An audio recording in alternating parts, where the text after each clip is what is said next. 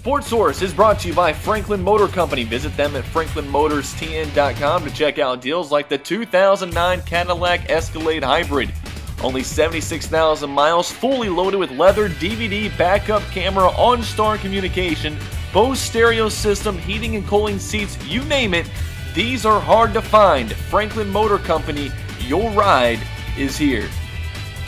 Hello folks, welcome to Sports Source, brought to you by Franklin Motor Company here at Corner Pub in Franklin. I'm Steve Peak, here with our first guest, Nate Clapp. You were here to do the World Cup preview at Mellow Mushroom, and so we're kind of wrapping that thing up now that that's over. And to start things off, I want to go over our 5 most shocking moments of the 2014 World Cup. Go ahead, what's your number 5?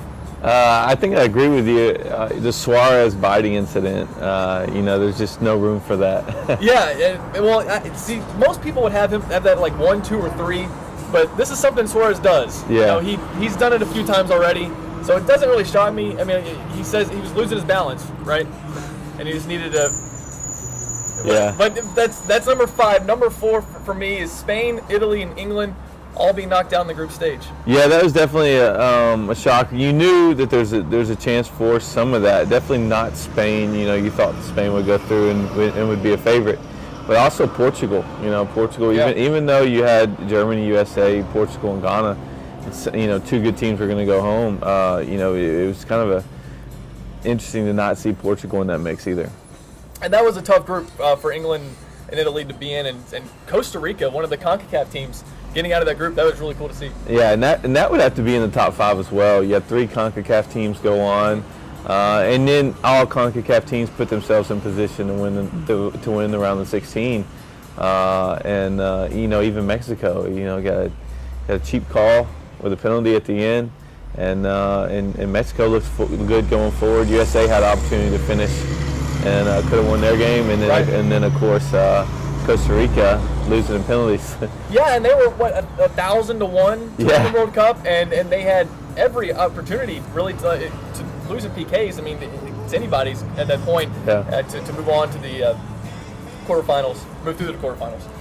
Number 3. I don't know what your number 3 is. I'll go ahead and tell you mine real quick. But Joe Hart, he's the goalkeeper for England, also Manchester City's goalkeeper, and he went off at the ball boy. And he was just very upset. England's already been knocked out, and he's probably frustrated. And the heat there was like 100 degrees, something crazy. So when you get hot and you're irritable, and then the ball boy doesn't give you the ball as soon as you want it to. I don't know. I'm not making excuses for him. I guess I am, but it was a little excessive. I think England's just frustrated overall. But the last 2 World Cups, England's has been a pinnacle of soccer in the world, and they're kind of falling behind, and that frustrates them. That's one of their sports. Right. So they're not happy right now. No. When's the last time they were knocked out in the group stage? Do you even know? I mean, we're going back a little bit. Yeah, I can't remember. I'm sure it's happened before, but I can't tell you when. Right, and I can't either. But that's how long it's been. Yeah.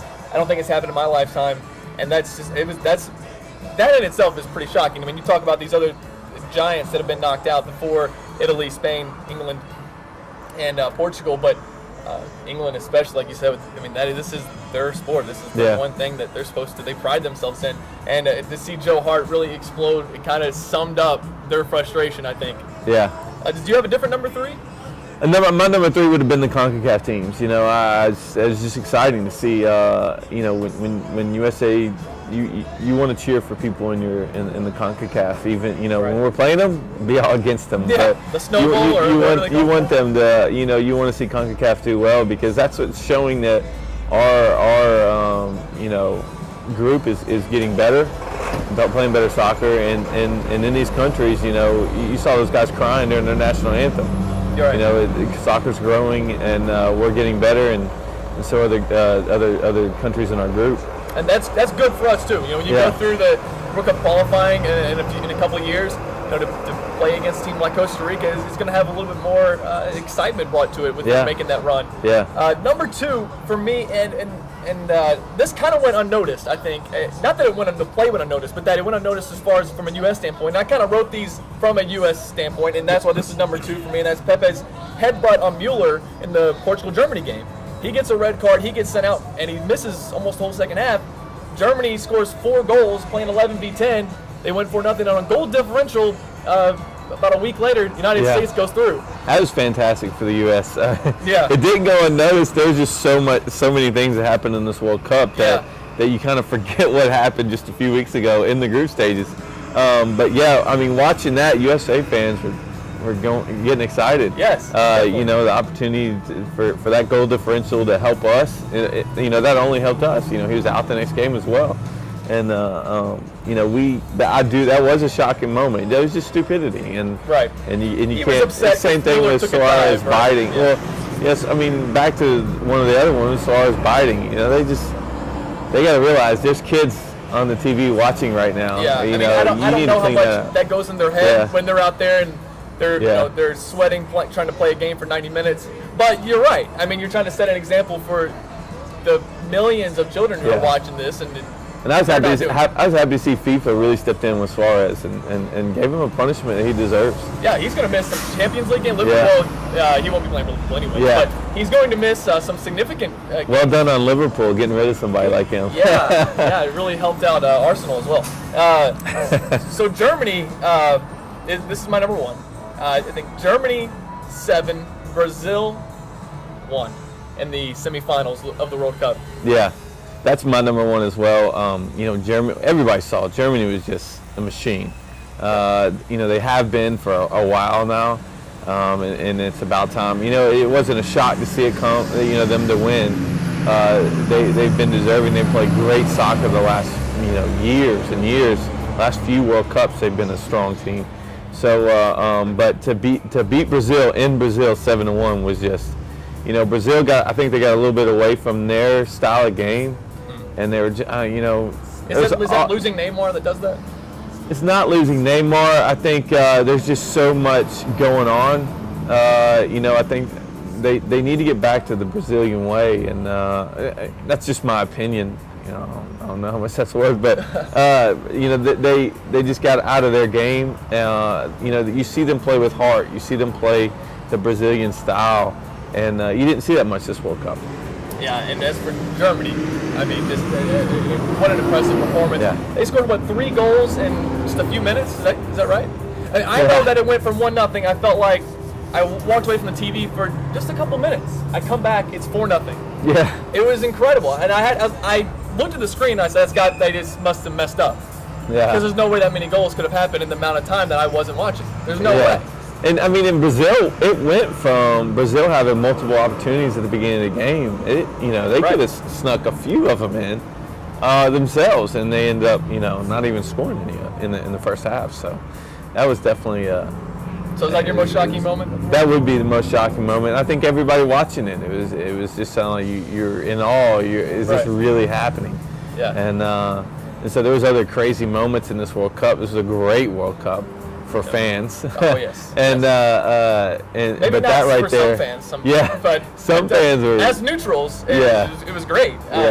You know, Brazil played a great World Cup, and I know a lot of their fans are disappointed. They wanted to bring home the trophy, and the way they go out, what's the goal differential, like 10-1 in the last 2 games. I mean, really tough for them to play so well throughout the month, and then really fall apart there. I know Neymar isn't the reason. He's one guy. There's 10 other guys in the field, and then when he's out, they replace him with somebody else. But that's just amazing. They fall apart that badly. Just in a matter of a few days. All right, one last question, Coach.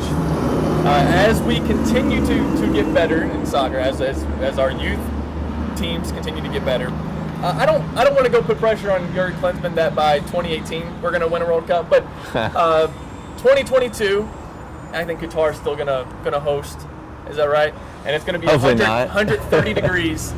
They're going to build domes. It's going to be indoor soccer, I guess. Indoor World Cup, the first ever to avoid the heat strokes that were imminent. Yeah. Okay. Anyways, 2022. Any chance the U.S. can win at all in 2022? You never doubt the U.S. Never The American, doubt the American athlete. Look, you can't we have been so ever doubt that. successful in soccer. You can't doubt us, right? Yeah. I mean, I just think you see it at every level in every sport here in America. Yeah. You can't ever doubt an American athlete because you get American athletes you get 20 players, you get 23 man roster that's going to give it everything they got. Right. And as we get there years from now, we're going to have that consistency where we had a few chances in the Belgium game that we should have scored. Stuart Holden made a point that he would have bet his house on Wondolowski scoring that goal at the end of the game. And I'm a Stuart Holt fan. I hated that he broke his leg. And those type of things. Let's finish that. The more we have that American spirit driving that team, we're going to finish those goals. And so as Jurgen does his thing and makes our team better, we're going to be more comfortable in those situations. And I think will we be the best team in 22? No. But will we have the opportunity to win? I think as the U.S. grows, you're never going to count them out. People don't like playing the U.S. because of that. So you don't want them in your group. Yeah. Somebody said after we find a way. They said, hey, it's the group of death because we're in it. Yeah. Because we're a team that can easily. It's like they can almost beat anybody. But they can get beat by anybody. That's how I feel about U.S. right now. They go and beat Spain in the Confederations Cup years ago, but then you can easily lose to some of the lower level teams. It's just the way it is. All right, Coach. Thanks for coming on. I really appreciate it. Man. Thanks for having me. And hopefully we'll have Coach Clapp on come soccer season right around the corner almost. School's getting ready to start up. You ready for that? I'm ready. August 8th, right? Yeah, I'm excited about getting out there. Our girls are training hard. That's awesome. And ready to go.